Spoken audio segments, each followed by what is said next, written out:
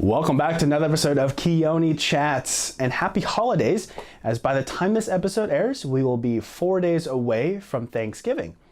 So for me, COVID has changed my traditional Thanksgiving plans of playing football with my brother and his friends in the morning, or my friends, the afternoon will probably stay the same, because all I'll be doing is watching the NFL leading up to the Thanksgiving dinner.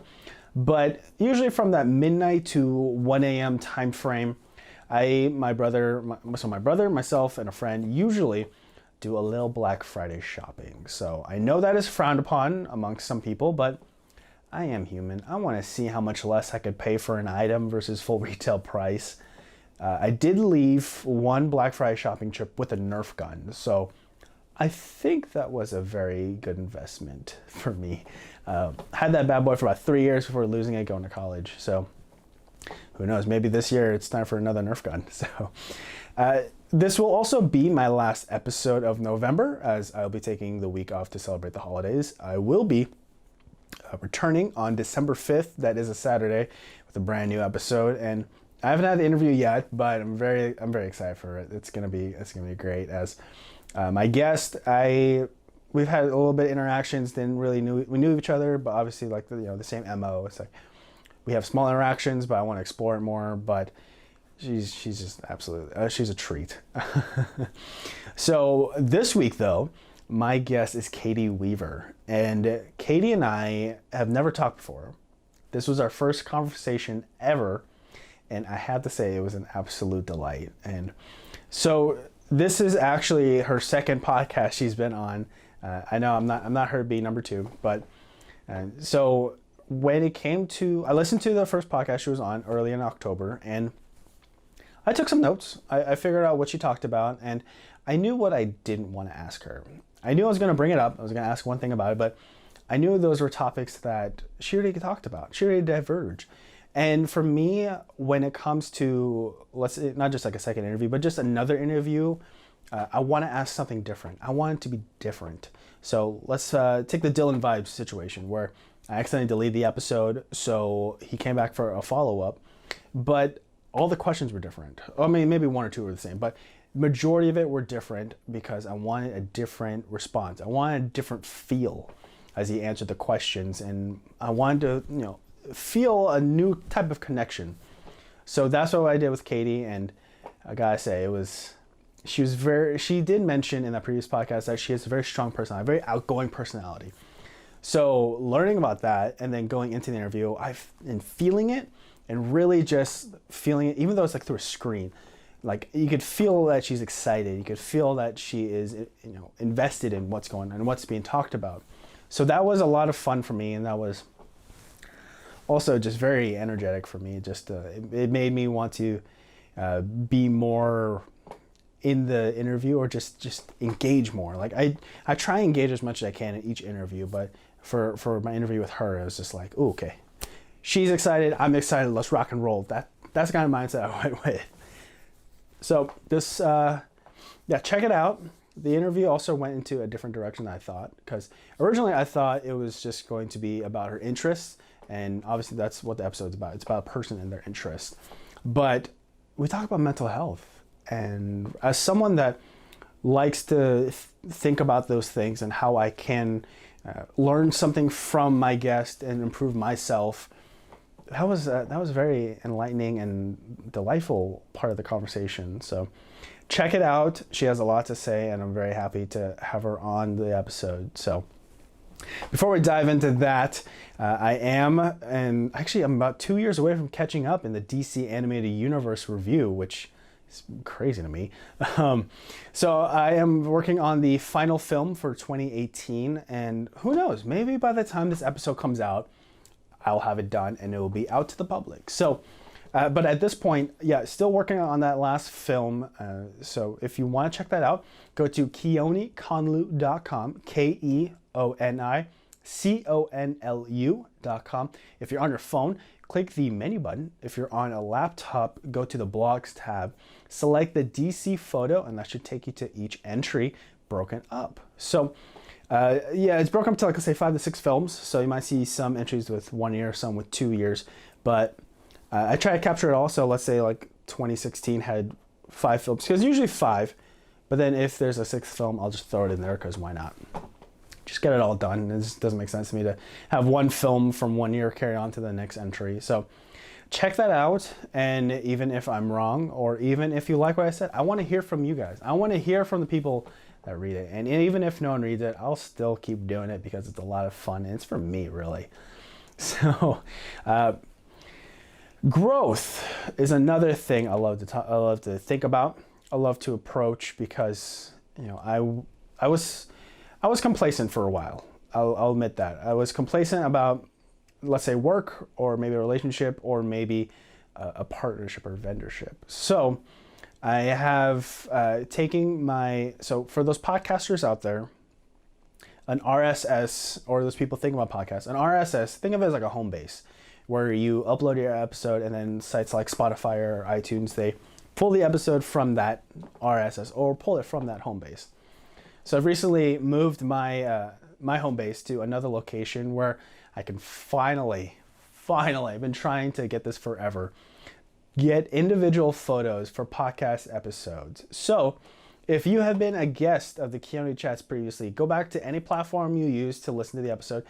Check it out because you finally have your image of yourself up there. Oh, so the logo that was designed was from my father, Alan Conlew. So thank you to him. But I wanted to have every episode be as individual as possible. And this was something that was holding me back. So to finally get there, oh, God, I was so excited. So whether you are listening to this episode through Spotify, Apple Podcasts, or checking out the Amazon Music app, or if you want to check out the video version of this interview through YouTube under Keoni Chats, I hope you enjoy my chat with Katy Weaver.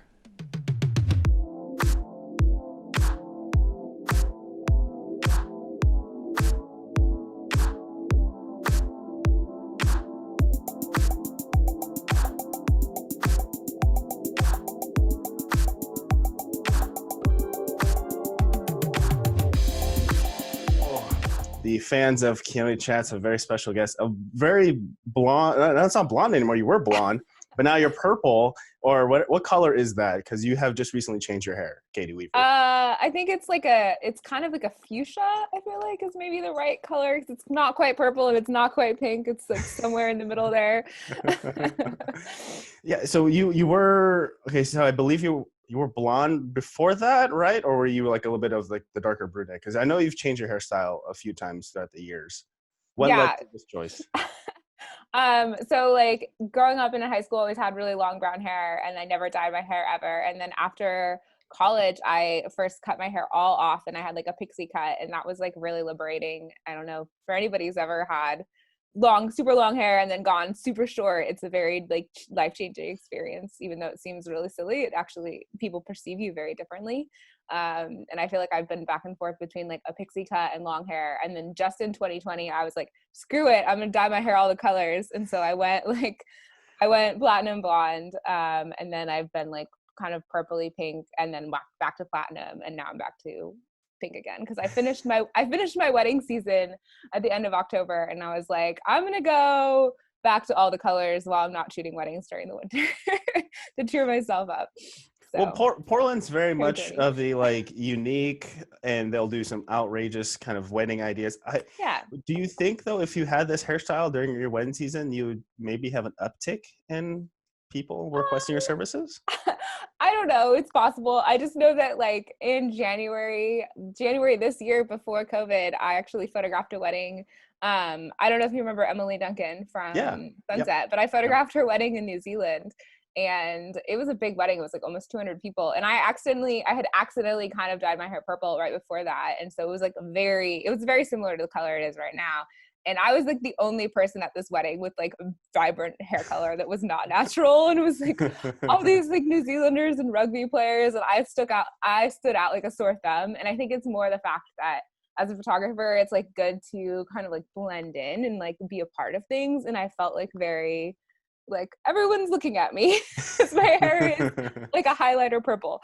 So I feel like that was like a good experience, and like maybe I don't want it to be like crazy color during like my middle wedding season. I don't want everyone staring at me. How do you accidentally dye it? I was trying to like tone it. Like this is me learning how to do hair colors. So, like I said, was a brunette forever. And I was trying to tone it and make it like less yellow. So I was like adding like some purple conditioner to it, and I just left it on way too long, and it turned purple. And then I just went with it, and then I made it more purple after that. So was purple the first kind of extreme color? I know blonde is, the way you dyed your hair blonde, that kind of platinum blonde was a little like, because you see some people that are naturally blonde, it's a little darker, not as bright as yours were. Yeah. So was purple the most extreme color you did, or did you do something like a little bit younger? Maybe you did like blue, maybe rainbow? No, I think this is probably like what I have right now is like the most crazy that it's been. I think, like I said, this is the first year I've really like gone hair crazy, and I was even joking to myself. I was like, maybe everything went wrong in 2020 because I decided to go blonde. Maybe I just broke the world. That's very self-centered, but No, I don't know. No, you did. This is all because of you. I should go. I was like, I need to go back to my natural hair color. It'll fix everything. What were some of the responses you got from this different colors of hair you've had over the years? Because I mean, just thinking, oh God, there's this commercial where maybe it's like Progressive, where they're teaching people to not be like their parents because they invest in insurance. And then they're at the hardware store, and a guy having blue hair walks by, and all these guys are just like saying, keep your mouth shut, don't say anything, as the guy with the blue hair walks away. And then one guy whispers, he has blue hair, what is going on? What kind of reactions have you gotten with your different hair colors? I feel like the worst one I got was people were like, oh, honey, are you going through some stuff? And I was like, like just because I want to like dye my hair a bunch of colors doesn't mean that I'm like having a mental breakdown. So that was probably the worst reaction. All the other reactions have been pretty positive. I think that like for me, sometimes I was thinking about this last night because I took some portraits down in Palm Springs where I was earlier this week. And I was editing a few of those photos, and I was thinking to myself, man, if I like could go back and talk to like high school Katy and be like, you're going to be 31 and you're going to have like fuchsia pink hair, and you're going to have like half a sleeve of tattoos of birds, and like be married, have an amazing business, and like generally love your life and be like stoked about your appearance, like I would be so confused and happy to hear all that. Like I'd be like, you have pink hair and you're 31? Or like, what? You have tattoos? Like, I feel like I was always one of those people who I don't know. I think I finally hit a level of like maturity or confidence that for the longest time I would look at people with colored hair and like be like, oh my gosh, that hair is so beautiful. Or I would look at people with tattoos and be like, oh, I love it. But I can never do that. Like I can never pull that off. And I think like freeing yourself from that restriction of like, I can't pull that off, then like allowing yourself to be like, no, actually I can, and I should, and I want to, it's been liberating, I guess. And like kind of awesome. Yeah, for me, when it comes to like trying something new, it's always that lead up into that new activity that gives me the most anxiety. It's like, okay, let's say I'm starting a new job and I'm like, okay, gotta get this new routine going, gotta plan out how I'm going to get to work, how much time it's going to take, also who I'm going to talk to, blah, blah, blah. And then once I get in the swing of it, I'm like, oh, okay, this isn't bad. This is pretty good. Same thing. So I tend to have rocked the mustache. Currently, I have a beard. The first time I did a mustache, I was like, I was just messing around, seeing how it looks, because I always see all these people with mustaches. So I'm like, maybe I could pull this off. And so I did that, and I was like, I obviously took photos. I obviously laughed my butt off. I was like, this is great. And then the first time I actually like kept it and went into work, people, I've gotten some fun responses.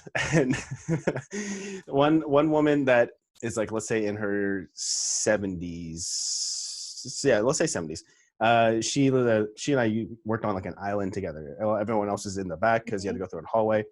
And she was like, Keoni, you look like a 70s porn star. I'm just like, did that really come out of your mouth? But that was amazing. Like, I take that as a compliment. Coming from her, I was just like, Thank you. That was my goal. I feel like there was like so many opportunities for jokes that you could have thrown back at her there. Like, Oh, but 100%. coworkers, maybe not appropriate. Not yet, not yet. That's like one of those like, let's go get a drink or get lunch, and then we can make Yeah. those jokes together. So Mm, you went to New Zealand to shoot for Emily Duncan. Was yeah. that the furthest you've traveled to do a wedding shoot, or is that pretty much you've gone farther? Yeah, I feel like, I mean, in terms of like geographically speaking, New Zealand, it's hard to get much farther than New Zealand. A little bit, yeah. Um, I feel like I have done one of my really good friends who's a wedding photographer, or I guess she's transitioning now out of wedding photography into graphic design and web design, but she lives in South Africa. And so I visited her a number of times and I've shot weddings with her in South Africa. But I wasn't like contracted by a couple in South Africa to shoot that wedding. Like I happened to be in South Africa and she was like, you can second shoot for me. And I was like, awesome, let's do it. And I got to shoot like a legit South African wedding where everyone was speaking Afrikaans and I could speak Afrikaans and they would speak it to me and I would be like, yo, I'm American. I'm like, I don't know what's happening. But yeah, that one maybe was farther technically, but New Zealand was pretty epic.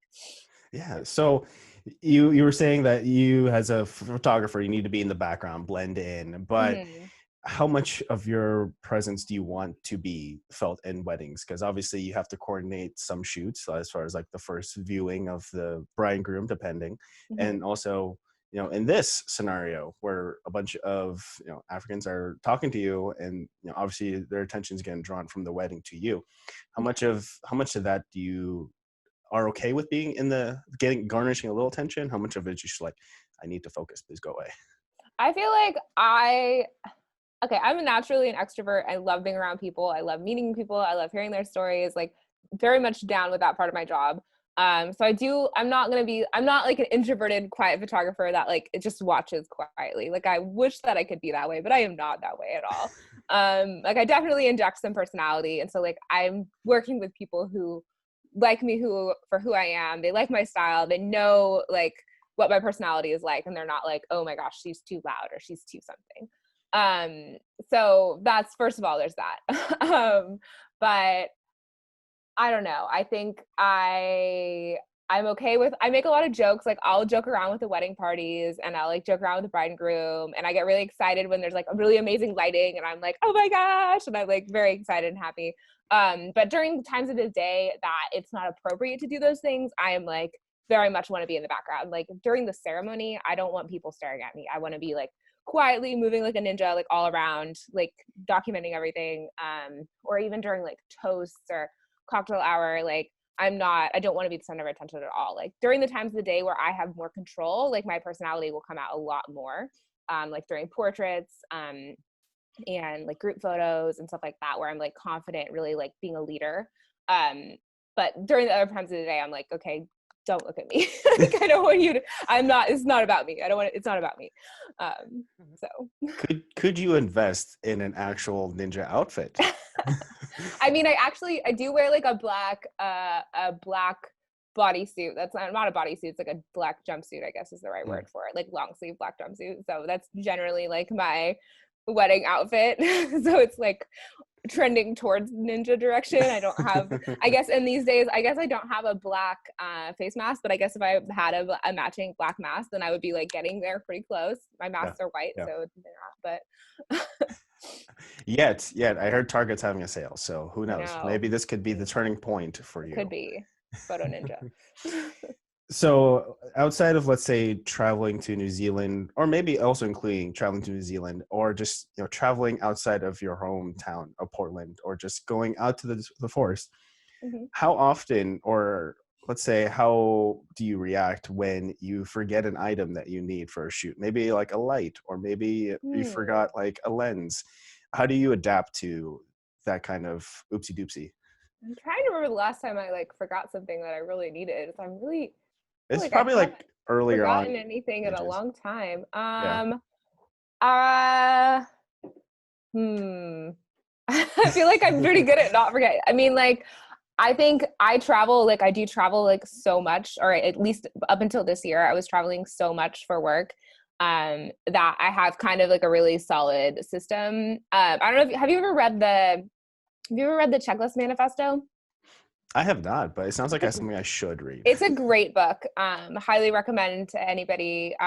It's a pretty quick read. I think I read it in like a day or two, but it talks about checklists in terms of like the airline industry and the hospital industry, and talks about how like checklists can really like save lives. And I have at one point put together a checklist. I'm pretty much mentally doing it, so I'm probably not following the book perfectly, but I think after reading that book, it did kind of help me make sure I have a better like system of things that I'm not forgetting stuff.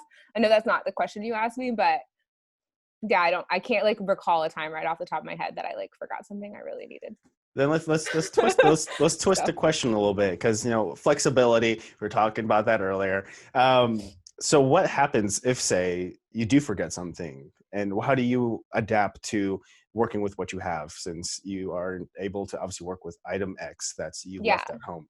Yeah. I think like the key is to have flexibility in terms of backup. So it's like I'm not going somewhere with one camera. Like I have multiple cameras in my bag, usually two camera bodies, like one is backup. And sometimes when I'm traveling, I often bring I have two more Sony cameras that are like my fun like travel cameras that I bring that are much more lightweight, and I don't usually use them for like professional work. I usually use them for my travel photography or like bird photos or whatever. So sometimes I have those on hand. And so it's like knowing that if something fails, or if I forget, I lost something or something breaks, that I have other gear that I could use. It's also knowing like, okay, if everything hit the fan, like I could find a camera store and buy something and I would be okay. And I could like make it work last minute. Right. Just kind of having a mental list. And then also like in terms of lenses, like I'm not bringing one lens, like I'm always bringing at least two. Like I shoot with a Sigma 35 millimeter and a Canon 50 millimeter, like the very most out of everything, but I have like 6 lenses in my bag usually, give or take. So it's like if one of those was to fail, like I would just be like, cool, let's try shooting this wedding with a new perspective that I wouldn't necessarily shoot as much, but it would still be really interesting and beautiful. So Well, there you go. You're extremely prepared. As a former Boy Scout that never made the Eagle, I knew the motto is always be prepared. So you're living that to a T. Try.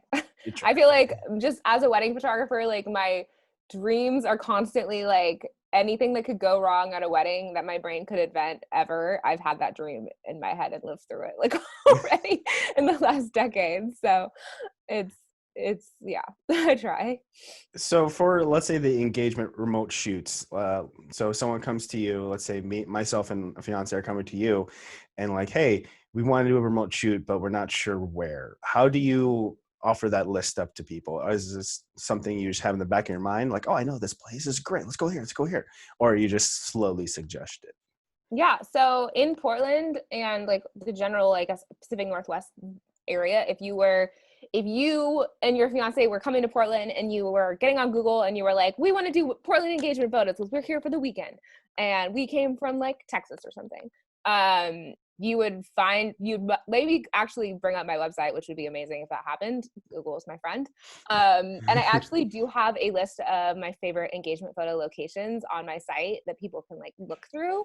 And it's not, I feel like I made it a year or two ago, so I need to update it a little more with some more spots that I found recently. But I like to help people in terms of like, here, you can look at this visually to see examples of what these places look like. But I'm also, every new client that comes in, I do not book a single person until I've talked to them on the phone. So that's like a huge part of my process is like that first initial phone call. And when I'm on that call with them, in addition to like asking them every question about their lives, like getting to fully interview them, kind of like what we're doing right now, we like do a little brainstorming about what the vibe they're going for and what they're envisioning and like what they're passionate about, and those type of questions that really help me kind of like tie them in with the location that they're excited for. And then I can kind of like be like, okay, look through this list. Have you already looked through it? Okay, what are we thinking? The gorge? Are we thinking the mountains? Are we thinking the beach? Are we thinking Portland? Like, like XYZ. So I don't know if that's answering your question, but It was perfect. So you're very outgoing. You're very talkative. You're very friendly. You have great hair. So what happens if so you have that first consultation and then you go to the first site and then both the bride and groom are just in the worst mood or they're just not feeling it? How do you recover? What's your backup plan? Interesting. I feel like, I mean, not every shoot, I want to say like every shoot's going to go perfectly, but not every shoot's going to go perfectly because like life happens. And sometimes people have like a fight in the car on their way there and they're like really grumpy and it's really hard for me to get them to be in a good mood. Or, um, like sometimes I'm having an off day or like I'm having like some issues with pain that day or something. And it's like hard for me to be at my normal level of like super excited, stoked about everything, like vibes.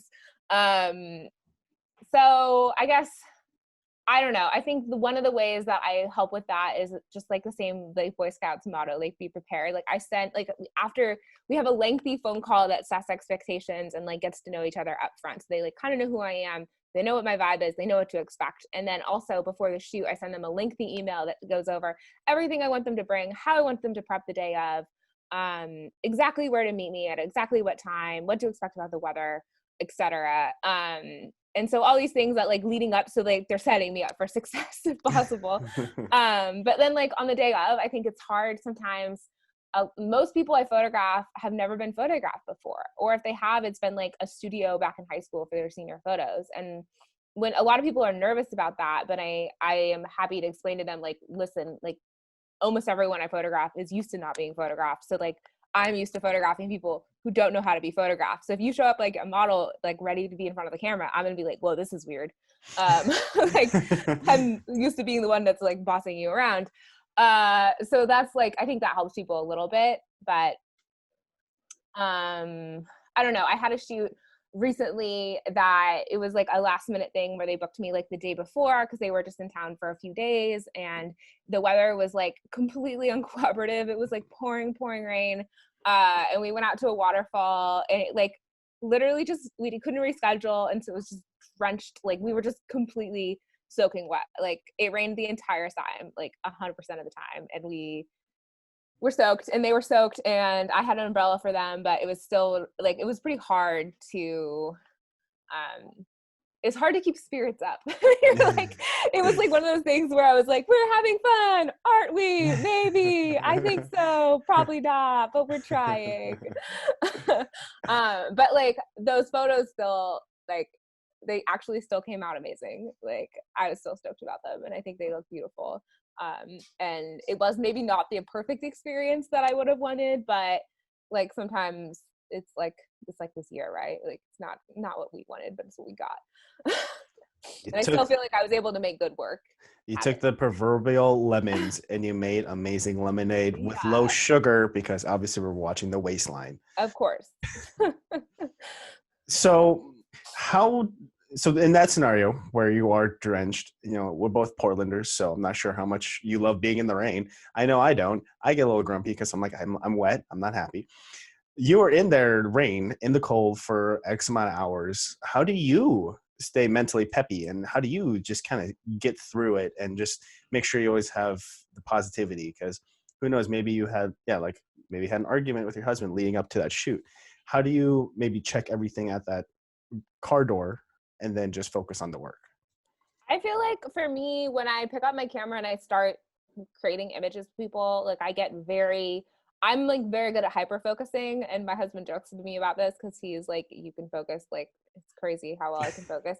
But I think as soon as I'm like using my camera and I am in a location trying to make images, I am so zoned in on that I am not thinking about like anything. Like I've had days where like bad things have happened in my personal life. Like this is going to sound like weird, but one of my really close friends passed away in 2019 and I actually ended up after like helping plan her funeral and go through that whole terrible experience on the day of her funeral in the morning, I actually had originally had a shoot scheduled that afternoon at the Oregon Coast and I ended up still doing that shoot like after attending and photographing one of my best friend's funerals. I went out to the coast with this couple and I was like really worried about it, but it was like exactly what I needed because it completely took me out of all my sad headspace. And like, I was just like in the moment on the Oregon coast, this beautiful couple in love and like, was just like having a fun time with them and was able to like kind of check all my check all my stuff at the door, and like be in it. So I don't know if that answers your question. I think I just like kind of go into like photographer zone mode where I'm just problem solving. I'm worried about the compositions of my shots. I'm worried about the lighting. I'm worried about making sure my clients are happy or that they're having a good time. Like I'm constantly thinking like, okay, what are we doing now? And what are we going to be doing next? And like, how am I leading this whole situation? That like, I just do not have brain space to think about other stuff. So it can be a blessing almost. Like it's something that's like interesting that I found, because photography is very much like you're saving this moment for the future. Like you're capturing this thing to look at later. Right. But like while you're in the process of capturing it, you are 100% in the moment. Like I am not anywhere else. I am there. I am like living in the now. And it's really, really cool. That's like one of my favorite things about it. So. Yeah, it's your way to like mentally put all your anguishes, all your anxieties, just not like completely disregard them, just kind of put them in a box and set them to the side for now, because Yeah. this is going to help you also in the long run, because those stresses, while they are stresses, they're only here for the short term, because Yeah. you seem like a very resourceful person. I think you could figure out any problem Yeah. that kind of comes your way. I do feel resourceful. Yeah. There you go. So you are also sounding very polished and very, very well spoken, which means that you've talked about this over and over again as a businesswoman. But also, you had an appearance on the Bearded Talk podcast.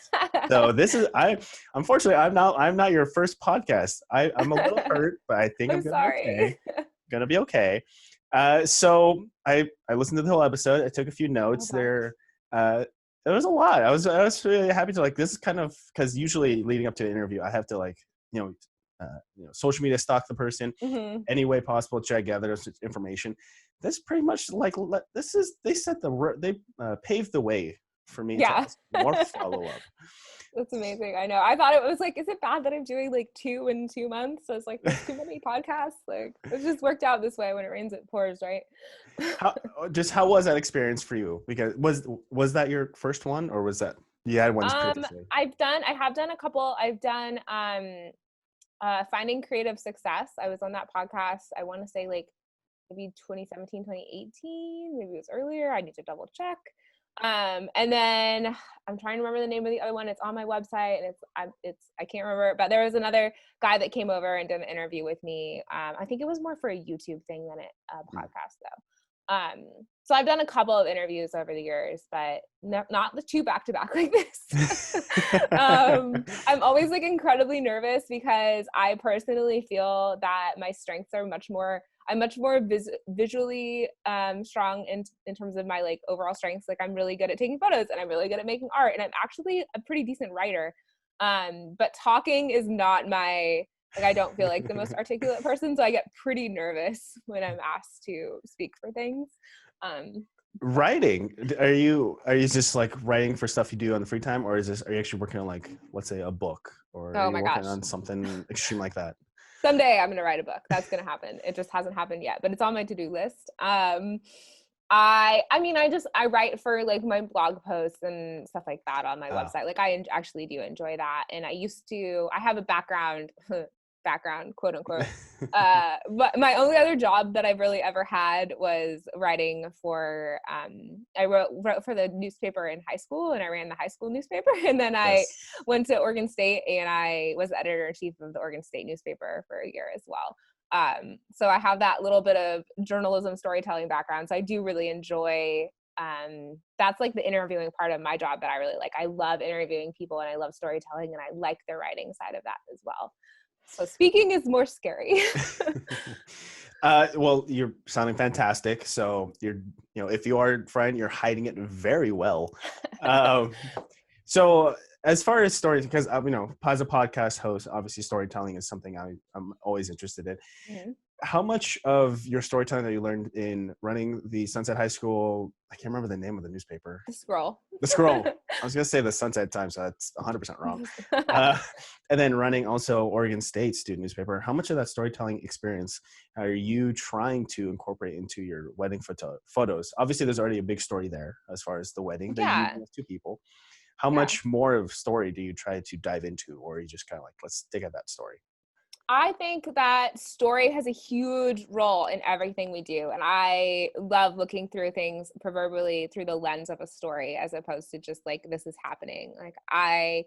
And you listen to my podcast with Adam, so and I think I talked about this as well there, but like I revel in that backstory. And like, I think when I first took journalism class from Missy at Sunset, and learned about how to write feature stories, I was like so sad. I was like, this is amazing. Like I love like writing creative features on people. Not just like obviously like the good old news stories are exciting as well, but like I was really into the features and like doing these long creative, like these creative introductions and creative writing in that sense, and then really like diving deep with people. And I think that for a long time in my business, oh, my dog is like photobombing me a little bit. Totally fine. Totally fine.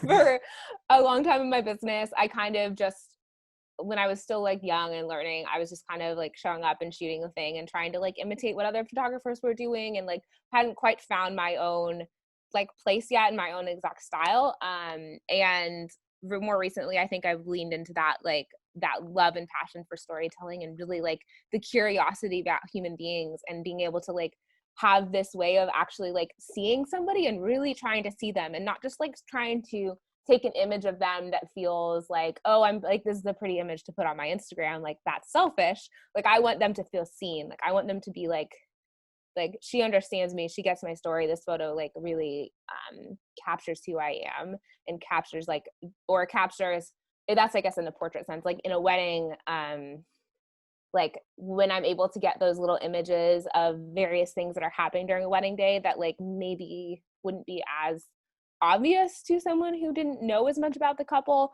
Like I'm really stoked when I can do that, when I can like tell the story in a way that is like nuanced. Yeah.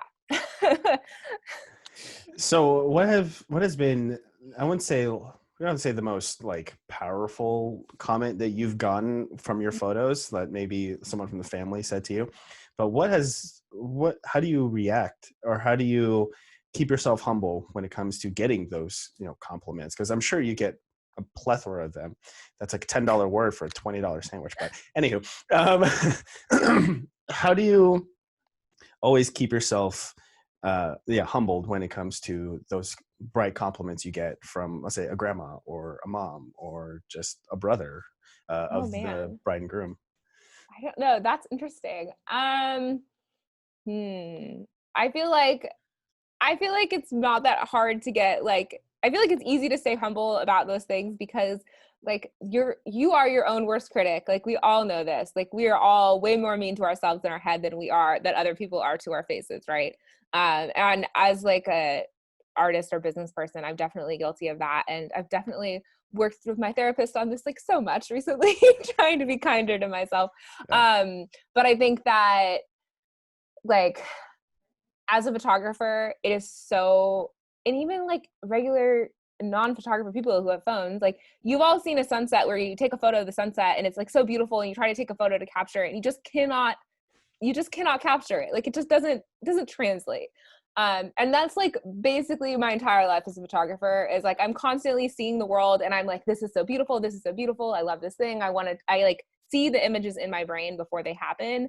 And it's a constantly like trying to line up what I'm seeing in my brain with what's coming out of my camera, and it's never perfect, and I'm doing the best I can do, and people are so happy when they get the images back. They're like, oh my god, it's so amazing.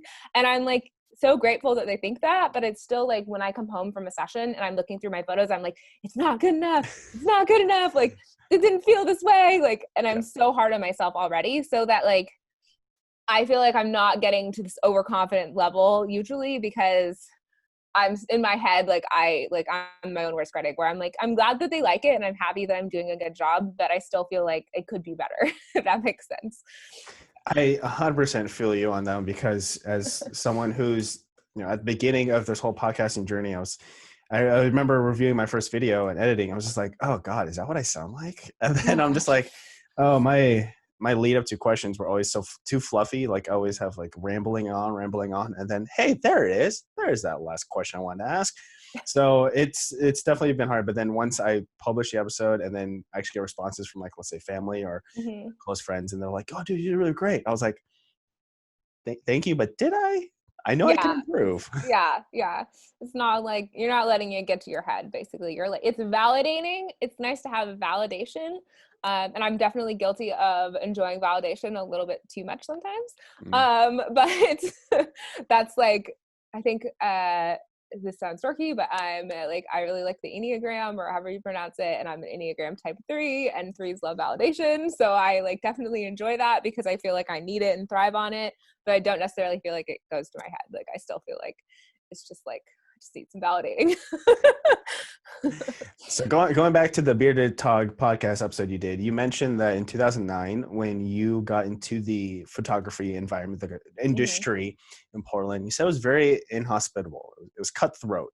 Mm-hmm. So I have two questions, but the first one I want to ask you is how, for you, being a woman, fairly young, and trying to garnish that acceptance from people in your industry, what was that like for you? Because you are seeing a therapist right now.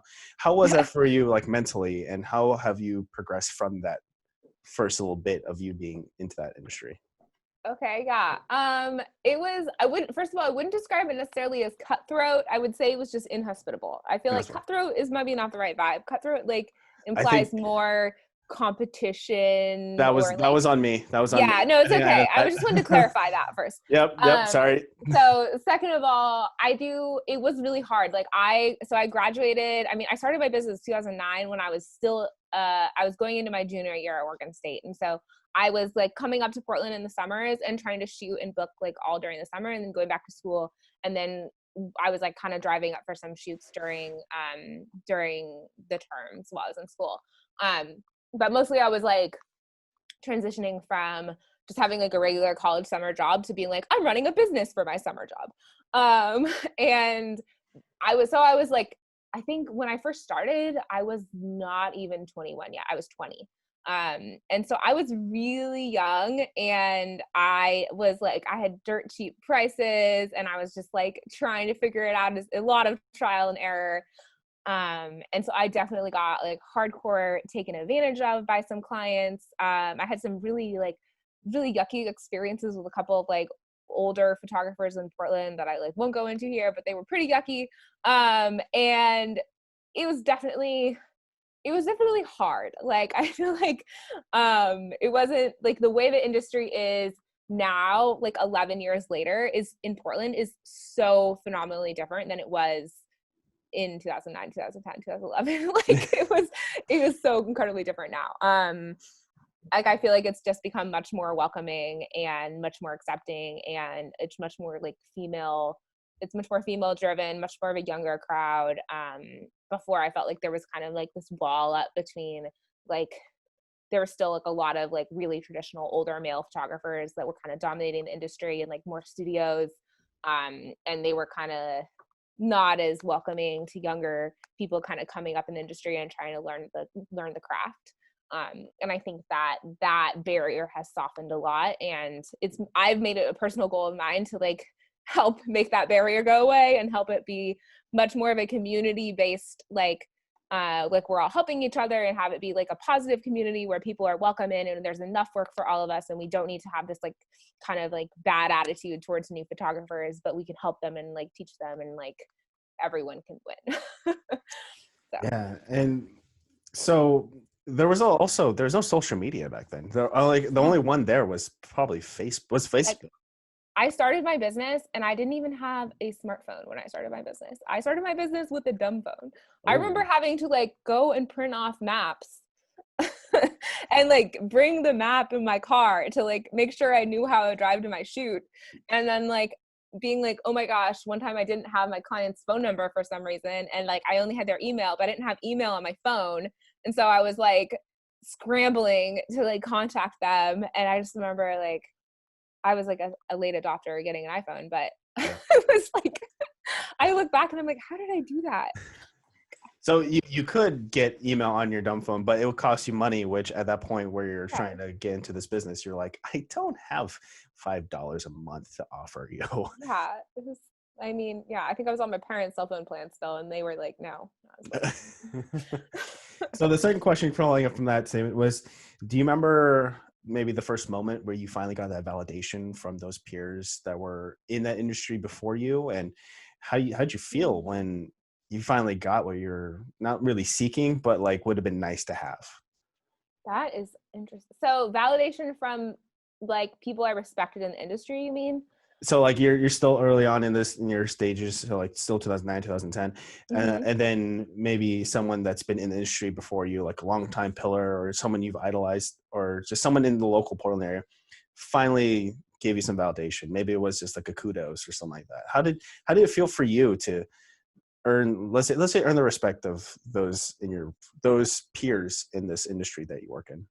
I I feel like I can't pinpoint like an exact specific memory, unfortunately, for that, but I feel like it was just like a slow thing where I feel like I went from being respected by like my immediate family and close friends to like more of my like community people who kind of knew who I was and kind of knew my work but like liked it, to finally like the photographers are obviously going to be last Mm. in terms of gaining respect for. I feel like um hmm, I think that a couple years ago, when my old roommate Marcella and I first decided, we were like, screw this, we're gonna throw a house party for all the photographers in Portland and invite everybody.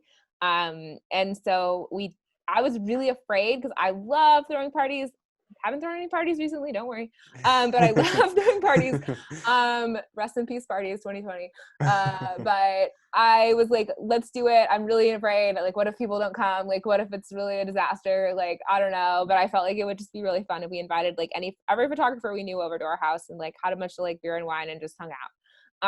And got all these like introverted photographers out into my house and had it be like not like a networking event, but like just like a house party, like fun, chill, casual. Low key networking, Low low key, key. low key. And so we like it was a huge success, and we had like a bunch of people show up, and I got to meet all these people who I've been friends with Facebook, like friends on Facebook with forever.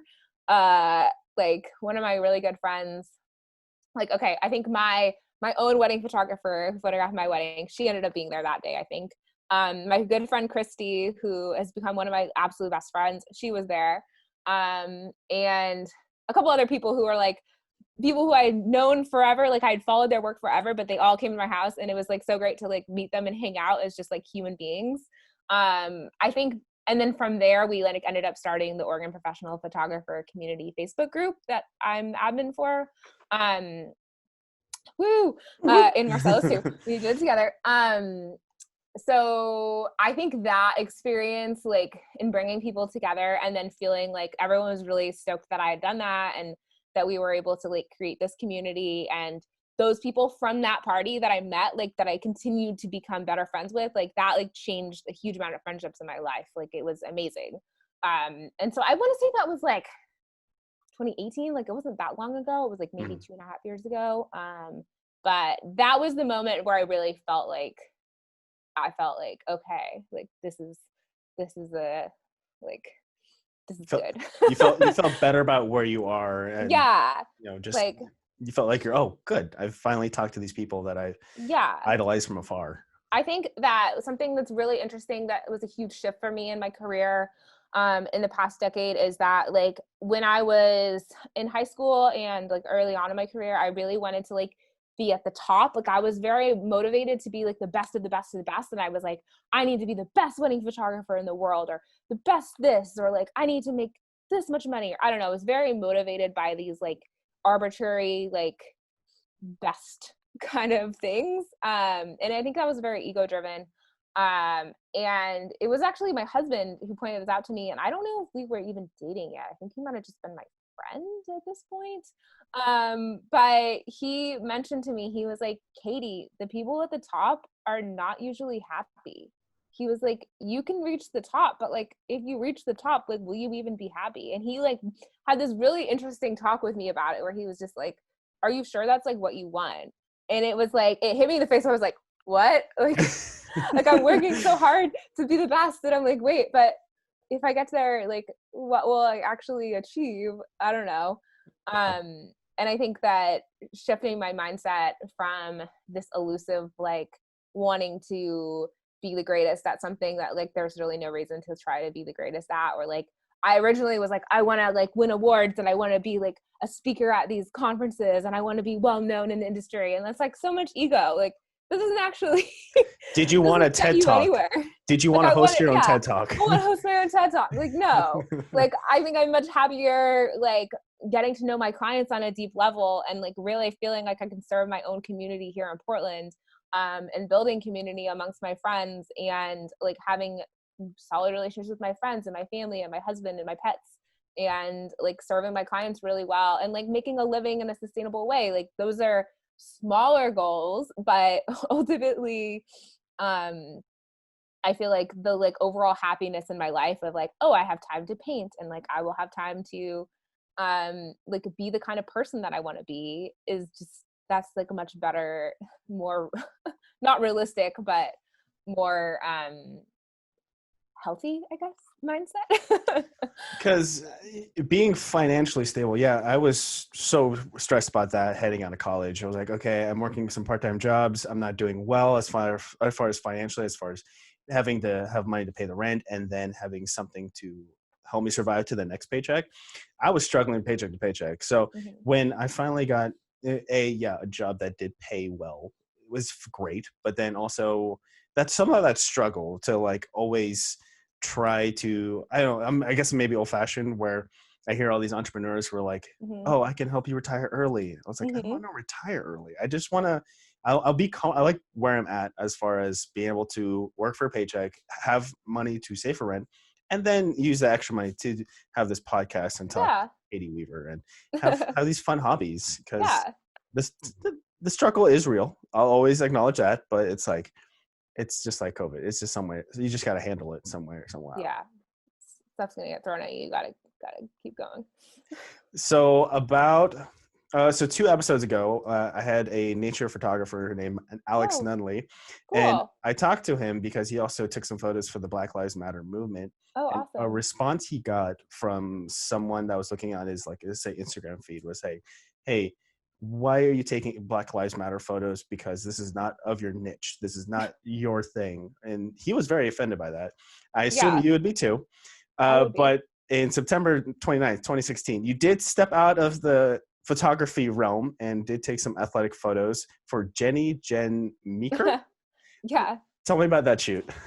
Do you remember Jenny from high school? I don't think I met her. Yeah, she was at I've known her since like first or second grade. We were like used to be like childhood friends. But she was like working towards becoming a model, and so she like contacted me, and I did some like preliminary work with her, kind of like getting her like helping her get off the ground with her modeling career a little bit. Which like she has since like completely like slaying it in her modeling career and like has a modeling career now. And so I was like thrilled that I was able to help with that in a very small way at the beginning, and do some shoots with her. So yeah, I don't post a ton of like, I don't post like, there's such a small amount of work that I post compared to what I shoot. Like if you looked at my hard drive this year, you would be like, Katie, like you have not posted any of these photos.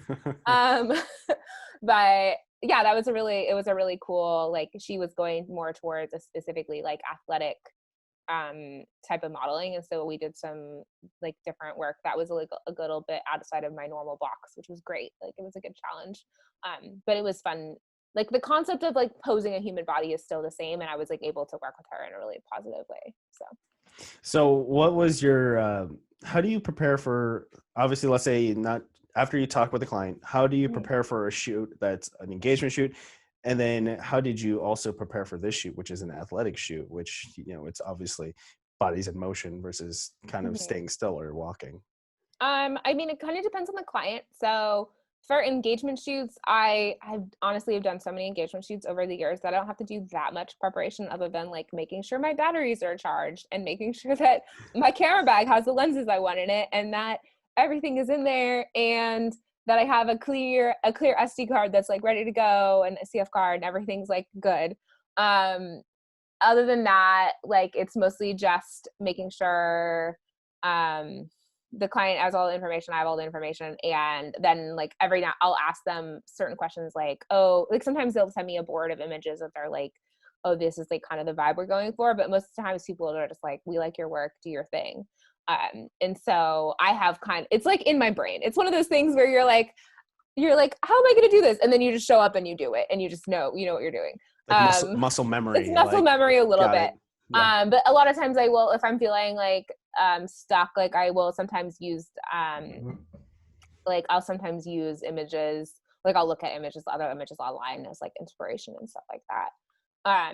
For a shoot that's like outside my comfort zone, like the athletic shoot, that was like Jenny came in with a lot of really specific ideas that she wanted to create. And so she was leading the way a lot in terms of like, oh, I want images like this, and I want to do this, and I want to do this. And she was like, I need this portfolio, and like, I need to make this happen. And I was like, let's go. So that was like a very collaborative effort in terms of coming in with a preset idea and like working with her. And I'm totally fine. Like, I tell my clients, like, if there's stuff you really want to do, like, let's do it. Like, I'm here for you. I'm here to serve you. If they come with like an entire list of like every specific pose they want to do ever, then that kind of kills my vibe. But having like specific shots in mind, especially during like a portrait shoot, like I'm fine with that. That's fine. As long as they're open to me also being creative and like coming up with my own stuff. So how did you feel about those shoots, those Jenny Meeker shoots? I thought they were really fun. Yeah, it's fun. I was like a little nervous, but it was really fun. I was happy with the images we came away with, and I was really happy that I was able to like help build her portfolio in a big way that got her. I think it got her signed. I think there was probably some other photographers involved as well, so I'm not going to take credit for that. But I think I could say, like I said, small part. But yeah, she was slaying it, and I like that I was able to help in that way. Oh, there you go. So you're taking all these shoots for people sharing their special day, and you're just behind the camera, behind the scenes. But so for those people that are listening to this episode or watching, Katy and I have actually never talked before. This is our first time talking with each other. And I am the same age as her twin sisters, and she's the same age as my older brother. So this kind of intersection is just, it kind of brought joy to my eyes. I was like, this is fun. What was it like to be a bridesmaids for both Claire and Annie's wedding, and being in front of the camera versus behind? Well, so first of all, really quick correction. Annie's not married yet, so it was only Claire's wedding, but they were bridesmaids in my wedding, so Whoops. It's okay. It's fine. It was really fun to be a bridesmaid in Claire's wedding, though. I definitely was super anxious the night before, and I gave a speech during her rehearsal dinner, which I have to say I personally think I slayed. That was a great speech. Very proud of that speech. I actually found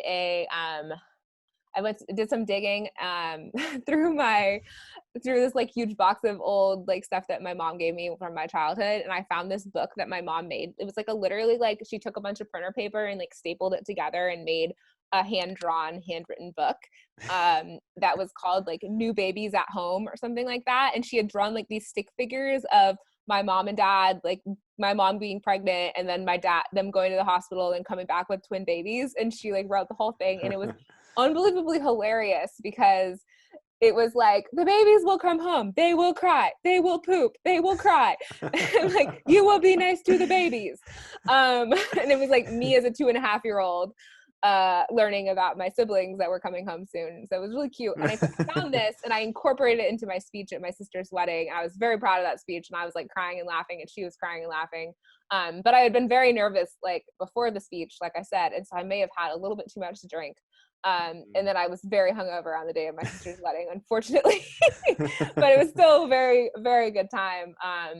And my really good friend and very talented wedding photographer, Marcella, who I've already mentioned, who I used to live with, she photographed the wedding as well. So it was like I got to relax and just be a bridesmaid and cry a lot. And Claire, this is my sister Claire, she met her husband at an 11/11/11 party in Eugene. What? And they were like, I know, right? Like they were both just like drunk college students. They met at a party. I think they like may have like kissed that night or something. Yeah. And then like they just hit it off, and they've been in love ever since. And like they're one of the most beautifully in love, like sweet couples I've ever met in my entire life. And I'm like so happy. Like it was just like they're just such a perfect couple. So their whole wedding, everyone was just like crying and like so joyous. It was just a magical experience, and it was like really helpful. I I got married last July, and my sister got married in August. So I got to experience both my own wedding as a bride and then my sister's wedding as a bridesmaid. And then my best friend Brittany also got married in August, so I got to be a bridesmaid in that wedding as well.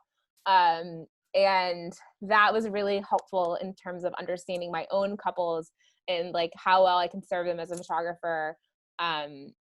Just because it was great to like live it from all these different perspectives and see what it feels like to be an emotional bridesmaid, to be an emotional bride, to be all of those things, and really like to have a better understanding of like all of the emotions at play on a wedding day, and like how I can incorporate that understanding to like really help people like have the day that they want to have.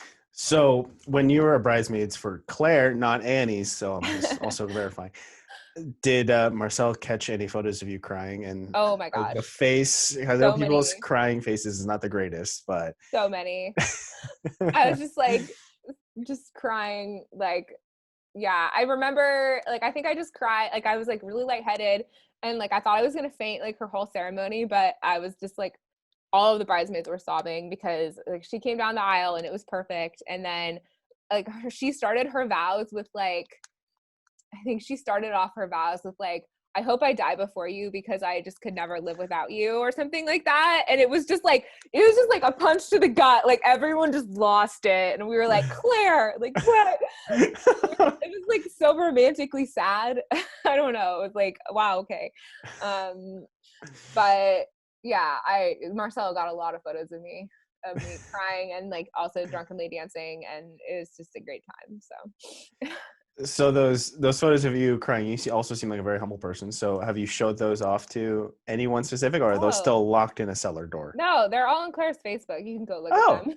okay. Or Yeah, I'll do. I think Marcella had a blog post of it. I don't care. People, I'm very like, I'm very, okay, I don't love crying. Like I'm definitely not a like aggressive crier as a human being, but I am pretty open in terms of, I'm not like ashamed of people seeing what I look like crying, or um I'm very like at weddings, I'm very like pro, like it's okay to cry, feel your feels kind of person. Like there's so many brides and people in weddings, their parents were like, oh, don't cry. Oh, you can't cry. Oh, I don't want to start crying. And they're super worried about it. And I'm like, you are feeling a wave of emotions because it's a huge day of your life. And this is a monumental, like gathering of human beings that are matter to you all in one place in one time. And that's a big special deal. And like, maybe there's some people who you want to be here who can't be here because of like restrictions on life and death and everything. And like all of those feelings are a lot. And like, it would be a shame to like squash them down and not like be in that moment and feel them, instead of like allowing yourself the permission to just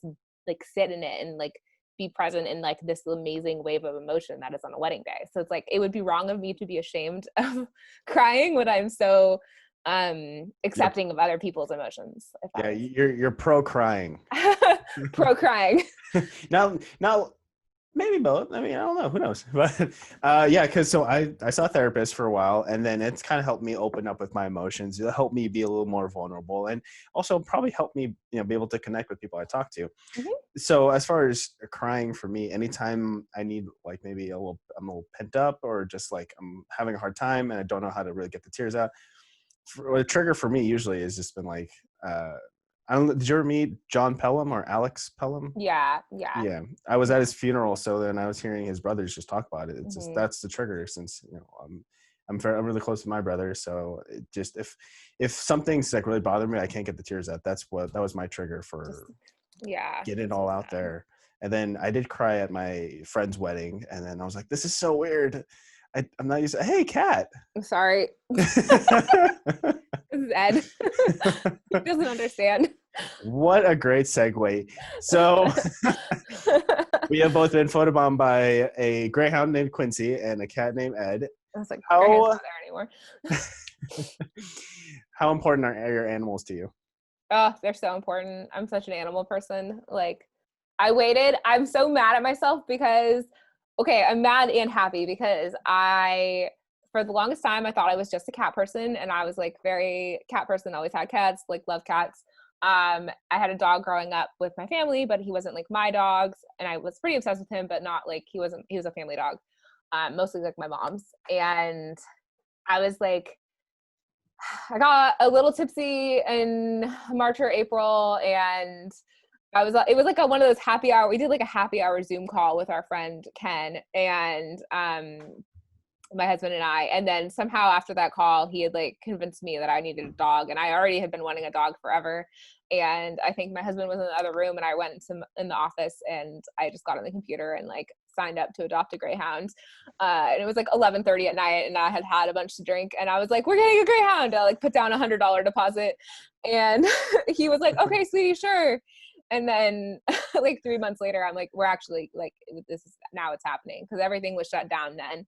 And yeah, so I finally like got the dog and was like obsessed with him. And then I was like, I can't believe that I lived this many years of my life without owning a dog. Like, what? How did I go so long without having a dog? I love dogs. Like, I'm actually such a dog person. Like, what? And it's been this huge like eye-opening experience of 2020 of me being like, I'm a dog person. This is groundbreaking. Right. And like I have a whole identity shift. Like, oh my gosh. But then also being like really happy that I waited till 2020 to like have this huge amount of joy come into my life, and that it was like the perfect thing that I needed this year to like get me through everything. So I'm also happy that I waited. Yeah, because what lockdown or quarantine or wow, COVID started maybe late February, and then you said you got your dog's name is Quincy. Quincy. So you got Quincy. You said was that March? So I'm pretty sure that it was like late March, early April when I did the like put down the deposit with Greyhound Pet Adoption Northwest is where I got him through. And it is a very intense process to get a greyhound, but I highly recommend them. They are great pets. But they really love their greyhounds and love their dogs, and so they don't just like, it's not like you just go to the shelter and they're like, here's a dog, bye. They're like I did like a 1 hour long phone interview with them. I had to fill out a bunch of paperwork, and then they came to my house and like made sure that my house was like okay for the dog. Like I did an in-person interview. I even, because I was really like lonely and bored because this is when everything was shut down, I like went for like a socially distanced walk with this lady and her greyhounds, and like really learned how to walk a greyhound because I don't know, sometimes they're crazy on leashes. And so it was like a 3-month process, and then Quincy came home with us on like June 8th, I think. So it was like a minute. Anyway, sorry, that was a long story. No, it was a perfect story. So in that time frame where everything was staying shut down to when you got Quincy, you said lonely and bored, and you do seem like a very like you're a social person. How was this first, outside of those two feelings of lonely and bored, how was the rest of the early stages of the pandemic quarantine shutdown for you? Oh man. It was hard. I was really lucky because I had 2 big weddings in January this year. Like I had a really big wedding for Alexis Bombardier. I don't know if you remember her from Sunset. I just did a lot of Sunset weddings this year. Vaguely remember her. I did her wedding at Castaway in January, and then Emily Denka's wedding in New Zealand. Then I did like a long trip in New Zealand. And then after that, my husband and I went on our belated honeymoon to Vietnam at the end of February. We left on February 27th and came back on March 10th. So quarantine / COVID shutdown was really interesting because we were constantly like, do we go to Vietnam? Do we not go to Vietnam? Should we go to Vietnam? Should we not go to Vietnam? We had this whole honeymoon planned. And we ended up going, and it was amazing. All of it was amazing until like the very last day, in which case we got quarantined because some lady some Vietnamese heiress flew home from Europe, and she had been traveling around to like all these fashion shows all over Europe and hitting up all the COVID hot spots in Europe, got COVID on the plane, infected everyone on her plane. One of those people on the plane had stayed at the hotel we had stayed at like 5 days prior to us. And so the Vietnamese government did this like super intense contact tracing thing where they were like, everyone at our hotel got quarantined, and then they told us they were gonna keep us there for 2 weeks, and we were gonna cancel our flight home, and like everything got canceled. But then after one night of being stuck in lockdown in this hotel, they were like, the person that had been at the hotel tested negative. So they let us all go. But then other hotels didn't want to take us because they were like, you were at the bad hotel. And we were like, no, like it's fine. And then we changed our flights and went home, and we like didn't get to experience the end of our honeymoon. So I had just gone through this like super crazy communist country quarantine situation where they were like, you are not allowed to leave the hotel. And like, we were just like very anxious and didn't know what was going to happen. And we weren't sure if we were going to be stuck in Vietnam. So I began quarantine with like a state of anxiety that I had never previously experienced. And I was a hot mess. And what was worse is that about 8 days after we got back, I got really sick. And like on the flight home from Asia, like everyone on the plane, we were all wearing masks, but everyone on the plane was sick. Like everyone was coughing. And it was like, oh God, this is terrifying. And then I got really sick, and I thought for sure I had COVID, but I got an antibody test later that said I didn't. So, like, I think I was fine. But my March and April was just like, I like experienced such high anxiety that I had never experienced before. And it was not, it was not great. Like I like started I started trying to take like anti-anxiety medication, and then I was like, just kidding, this is not working for me. And so I started like meditating, and I did a lot of meditation, and I went for a lot of long walks and talked on the phone with a lot of friends. And yeah, it was a good like learning about my mental health time. How'd the family react to you going through this whole situation? My family was like, Katy, you and Mikhail would get yourself into this. Like when it comes to the Vietnam thing, I was like, this would happen to us. But yeah, family was fine. They reacted fine. Okay. Phew. I was worried. I was like, "Ooh, Katy, you might need to get tested." But again, this was like a long time ago. I was like, oh, you should get tested. You're good.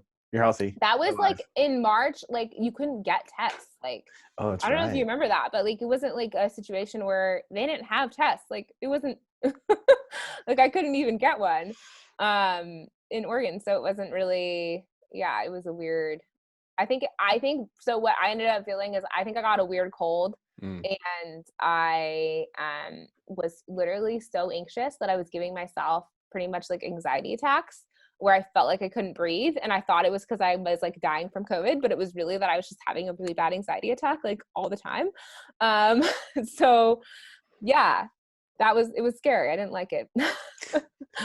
So the therapist you're seeing right now, has it helped you with your anxiety towards everything that's going on? And because my mom, I think she's looking at also seeing a therapist, which Mhm. for me to open up to her and for her to think about doing that for herself, I was like, it's a great feeling. I was like, all Yeah. right, healthy living.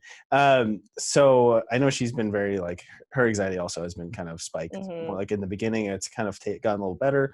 How has therapy helped you with your anxiety or just any other thing that you have going on? You don't have to go and deep dive into Oh exactly. yeah, it's fine. But I'm open about it. I first of all, therapy is amazing, and like if you are in a position where you can afford to get therapy, or you have the privilege to like have health insurance and get therapy, like definitely get therapy. Especially like this year, a lot of providers have free. Like I found out after getting therapy every week for like months and months and months and thinking we were paying for it, that like it was actually like all covered by my insurance. And I was like, I just got like so many months of free therapy. Amazing. Yeah, I originally started seeing a therapist to help deal with the like I said, had a close friend pass away from suicide last year. So I was like, I had never gone to see a therapist to talk about that, but it was still like I was dealing with a lot of grief. And then once um, the anxiety of COVID plus the grief of like it was like around COVID's pretty much started around the 1 year anniversary of her death. That was like enough to get me to be like, I need to see a therapist to deal with some of this stuff. And it's been so amazing. Like, I don't know. I think that it's really I think that it's helpful, especially like at this age now, or I'm 31, and like I feel like my business is despite this year being insane, I feel like my business has been pretty stable, and I feel like I'm married, and I feel like I've hit like a kind of a stable patch of my life right now, despite the instability of 2020. And I feel like I've been able to work through a bunch of crappy things that happened to me when I was younger that I just have been sitting in my brain. They're just sitting back there being terrible. And sometimes at this kind of like cusp of like late 20s, early 30s, you're finally at a stage where you can kind of start to process some of the stuff that's happened to you in your life. And I know that one of my best friends, she's also been seeing a therapist a lot this year, and her and I are both like processing all this like various trauma and weird things that have gone on in our lives.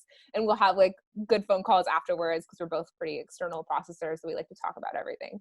And it's been helpful to go through that experience this year and like really like work through some stuff and have a better understanding of my own brain and everything like that. I don't know. I definitely I feel love more. therapy. I definitely feel more open when it comes to talking about my emotions, and Mm-hmm. I knew that was one of my big conflicts. Is just like, let's say you and I have an issue with each other, I would have a hard. I would tend to avoid you or just keep contact with you very minimal. So Mm-hmm. I'm getting better at that, and also it's nice to get those things off your chest because Yeah. it has some stuff that they went through as they're younger. To what degree, who knows? But to be able to finally share that and just be like, oh, an unbiased opinion is finally like giving me what is the best choice for me to do, or just Yeah. guiding me to help feel better. Yeah. Have you read like Daring Greatly by Brene Brown at all? Keith, I'm gonna be very honest with you. I don't read often. So. Do you listen to audiobooks? Oh, audiobooks. Okay, then that one I can That look up. one's so that was a great audiobook, and it's like a fantastic audiobook. So I Yeah. listen to a lot of audiobooks because I spend a lot of time driving to a lot of photo shoots all over everywhere. And I Oh. also spend a lot of time editing photos. So I sometimes need things in my ears that are keeping me focused so I'm not looking at my phone every 5 seconds. So for me, audiobooks are like huge. And Brene Brown has a really, I mean, she's like world famous at this point, but Daring Greatly, I bought the book years ago, never actually like read the book because she's a much better speaker than she is writer, I personally think. And she narrates it herself. And it's a really great book about vulnerability. And there are some really, it's like not just aimed at women, like it's definitely like all genders. And yeah, and talks a lot about vulnerability and leadership as well, which I really appreciate. So Yeah. just throwing book recommendations at you. Like, I know. When I'm editing this, I'm really taking notes. I'm like, oh yeah, audiobooks are things. What? oh yeah, the I thought I Audible. actually had to sit down and read something. No, just especially if you're a podcast guy, like audiobooks are king. This is true. This is true. So I will look into that. So there, I don't know how to segue into this, but so Annie and Claire are twins, and then Yes. you are 2 years older. So as someone that works in the human connection photography wedding industry, what was that like trying to connect with Annie and Claire when they have such a strong bond being born at the same time in the same day together? I mean, I know the perfect segue for this because it's like what my therapist and I talk about all the time. Planned it the whole time. Yeah, I think that it like, I feel like now that I've been analyzing this more, I feel like it's had like a huge, like the fact that I was the, like, almost feels like I have this like issue where I feel like I'm the odd man out in my own family. And I don't know if my family's gonna listen to this. Maybe they will, maybe they won't. But I feel like, yeah, I definitely feel like the odd man out, and I felt that way for a very long time because like I really like I've always like wanted to be super close with my sisters, and I've always like been like, oh, I want them to be my best friends, but it's always like they are my best friends, kind of as like a unit, but not like I can't ever get closer to them than they are to each other. Like that's just not possible. So that's always just been like kind of a hard truth that I have to live with. And like I feel like my parents are on their own little unit, and my sisters are like their own little unit, and then there's me, the like weird, loud, artsy person that doesn't necessarily fit in with pink hair. With a bunch of birds behind you also. Yeah, that I painted those. So I don't know. I think it's been a struggle, but it's also like I tell clients on calls, like when they're like, oh, we're nervous for our photos, like we're super, like we don't know how to be in front of the camera. And I'm like, listen, like I'm the oldest child. I grew up with twin sisters. They're my OG models. Like I can go back for as long as I can remember, like bossing them around, and like they were super amenable to me bossing them around for the most part. Love you, sisters. And like it gave me that confidence in terms of leadership that is like really helped shape my personality. And then the other thing my therapist pointed out to me, which was amazing, is that like she was like, maybe like having that super super super tight close connection that like your sisters have with each other or that your parents have with each other, like and it's something that you've always wanted, maybe it's not actually like something you really want. Maybe it's just something you think you want, but like being independent and like having that strength as your own person and being like your own self is maybe a better thing in the long run. And she kind of like flipped it on my back, and or flipped it around, and I was like, oh, that's crazy. I never thought about like, this is the same thing where you like you're thinking about something you wanted for so long, and then you realize like, maybe that's not actually what I want. I don't know. Yeah, it makes sense, Deep because dives. I think one thing that I was always kind of seeking out when it came to like, let's say, relationships was like my brother. This is his and I second stint of living together, and the first one, he's always had like a girlfriend that he can keep for a long periods of time. He's a long-term relationship kind of person. Mm-hmm. While I have been like jumping around here and there, we jokes around about me, seeing other people a little more sporadically than he Mm-hmm. does. So I was like, I brought this up in my therapy session. I was like, he is like, I want a long and lasting relationship that he's able to build. He's like, do you want that, or do you feel like you need that? I was like, oh damn. Oh damn. Mm-hmm. Damn. But yeah, it's I stopped seeing him because I think the issue that I went to go see him with was resolved, and then Mm-hmm. I was like, I think once this next breakup I dealt with, I was like, I should go see another therapist. Is this like a Yeah. new thing that I need to do now? But it's it definitely helps to like figure out exactly what your intentions are and how you Yeah. can help also connect with more people and be more vulnerable with others.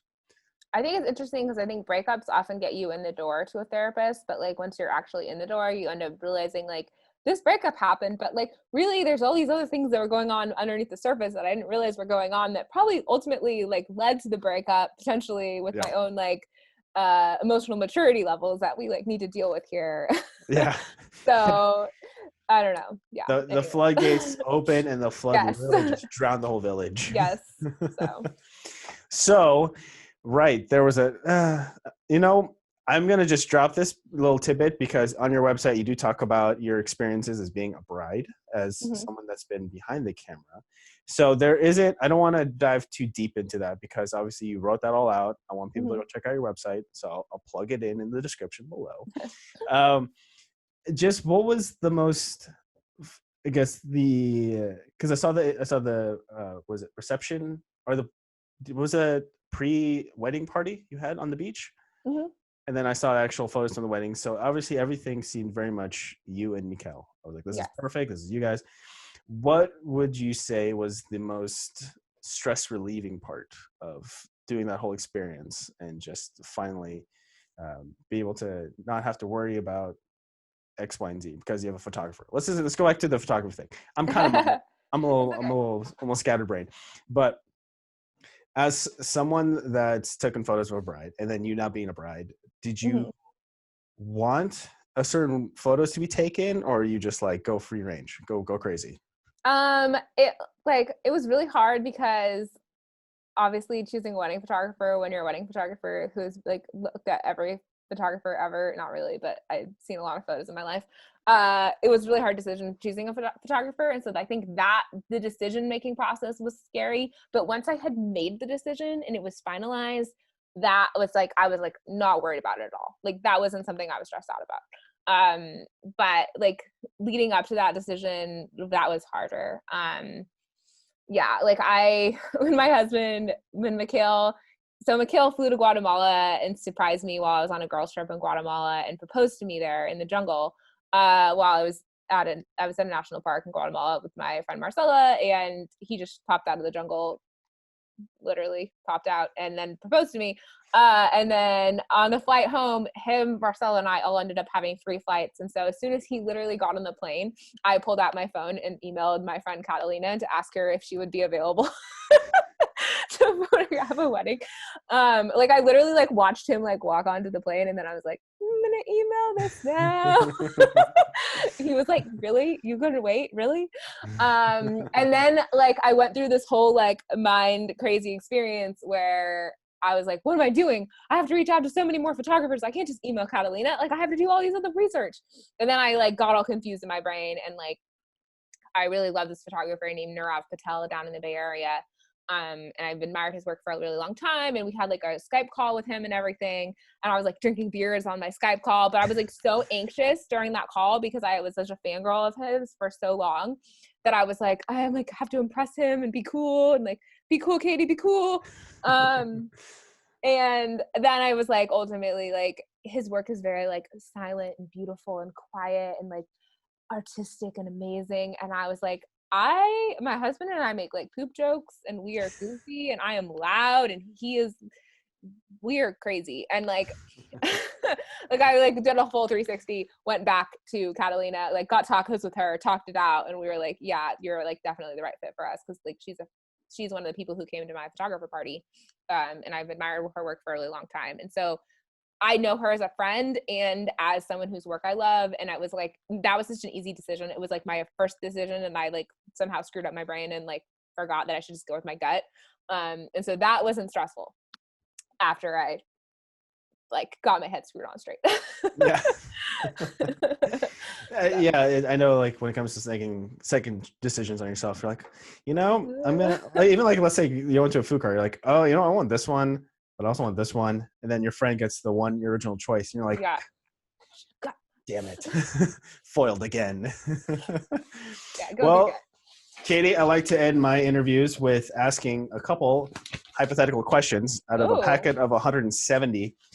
So you're only getting 2. If you want the whole 170, that's a whole nother episode. And plus, if for those that are listening or watching, if you want to read more about Katy's wedding experience as a bride, check out her website. I'll put it in the description below so it's easier and versus like trying to type in, rewind it, and hear it out again. So my first question to you is, if you could only eat the same 3 meals, so the same breakfast, same lunch, same dinner, oh my gosh, day, what 3 meals would you choose? Wait, so it's 1 meal 3 times a day, or is it 1 meal for breakfast, 1 meal for dinner, 1 meal for lunch? Yeah, so 3 different meals, but you have to have it for breakfast all the time, have it for lunch all the time. Oh, okay. All the time. Okay, well, I feel like I'm like, for breakfast, I like to eat a lot of different small things and make them all into one on a plate, kind of like, because I'm fancy and this is a 2020 thing that I started doing. So for me, it would be like breakfast sausage, potatoes that my husband and I make in a cast iron, and one blueberry pancake and a fried egg and some fruit. Like I literally do eat that for breakfast. Like I know that seems like I'm cheating, but like very similar to the breakfast I just had this morning. Yeah. I could eat that every day and I would be so happy because it's like 5 different things on my plate and they're all different and delicious. Lunch. Oh man, I would probably, I don't know. That's really hard. This is life or death decisions here. I know. Like, what is it that I like want to eat versus what I actually eat? What is your go-to meal? Like, I feel like like in the past, my go-to was like I would make like just like an egg burrito where I would like have some like a flour tortilla with some refried beans, some pico hot sauce, some like cheese, and then like a couple of like little veggies like onions and tomatoes and stuff like that. And then I literally just make that like a quesadilla, and then I fry an egg and put it in there, and it's delicious. So that's like probably like the thing I haven't been eating it as much lately, but I'll probably just say that because it's a safe answer. Dinner. I'm gonna go with like I'm gonna eat the most of a dinner. I'm just gonna say Ned Ludd. The restaurant, Ned Ludd. Okay, I was like, is that a food? No, restaurant. I'm just gonna cheat and say a restaurant. Like the restaurant, Ned Ludd. Some amazing, delicious Portland, like kind of like new American Pacific Northwest farm to table food. They can make whatever they want, and I would eat it every day for dinner. Don't care. Acceptable one. I will accept that answer. I don't even care. Just like, so I like variety and I like mystery. So like if I don't have to decide what I'm eating and someone just puts food in front of me, I'm stoked about that. Yeah. The decision-making process is stressful. Was that the first thing you said on your date with Mikhail? You're like, just put food in front of me and I'll eat it and I'm happy. No. I mean, Mikhail and I have known each other since like college and then lived together for like 9 months before I like realized I was in love with him. So there was no like first date where he just got to know me. It was Oh, a very long, drawn out process of you us gotta play a long game. Come to the Weaver, bro. yeah, we played the long game for sure. I think for me, it'll be a breakfast burrito, a pad thai for lunch, Mm, and then for dinner, I do love me some steak and then potatoes. That does mhm. sound good. Sound good. Go classic, and then just really shoot up the cholesterol. Yep, Why not? You only have one life to live, right? exactly. So I picked this next one because I figured it fits in perfectly with you. If you could get a tail from any animal, what tail would you want, and what would you use it for? What? Oh man. Okay, that's hard. Oh wow. Animals. Thinking about tails for a second here. What would be practical? I mean, like, as a human being, do we really need a tail? Like, I don't feel like there's any use for it That's unless true. it's a dolphin tail and we're swimming or something. But I still feel like that would be really awkward because we have legs, and so I'm like, where would the tail go? So I feel like it's got to be more of an aesthetic thing that's like cool looking. Did you ever watch Dragon Ball Z or No, I know of it? didn't.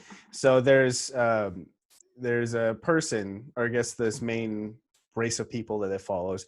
They all have monkey tails. So Hmm. it helps him become strong and powerful. Yeah. I'm not going to dive into the whole Dragon Ball Z world. We can on another podcast episode, so just keeping that in mind. But when they're not using the tail, they kind of wrap it around their waist, so it looks like a belt. Oh, yeah. I was gonna say lemur tails. That was what I was gonna go for actually, because I've been to Madagascar. I'm obsessed with lemurs. I think they're one of the coolest creatures you've ever seen. They're going extinct, and it's horrible. But their tails are unreal, awesome looking, and super cool. And yeah, I'm gonna say if that's my final answer, There it lemur. is. There it is. All right. Katy Weaver, where can the people find you on social media and also your website? My website is katyweaver.com. It's Katy with a Y, spelled the same way like Katy Perry does. Ah, Um, and then my Instagram is Katy Weaver Photography. Yeah. And Facebook, just facebook.com/Katy Weaver Photography. So there it is. Well, Katy, we've scheduled this about a month ago, but we crossed the finish line. We finished. We did it. How do you feel? I feel great. It was very fun talking to you. Thank you so much for having me on. I really appreciate it. Thank you so much for sticking around to the end of the interview. Do you have any questions for the guest? Put them in the comments below, then I'll get them answered for you. So if you like what you heard and you want to hear more from Keoni Chats, the show can be found on Spotify, Apple Music, and now Amazon Music.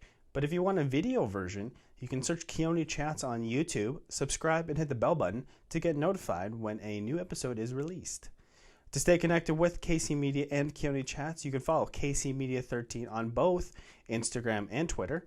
And then on Facebook, search Conlu K Media, and that will take you to KC Media's Facebook page. So if you'd like to be a guest, go ahead and direct message me on any of those social media platforms, or you can email me on kcmedia13@yahoo.com. So until the next episode, everyone, please take care.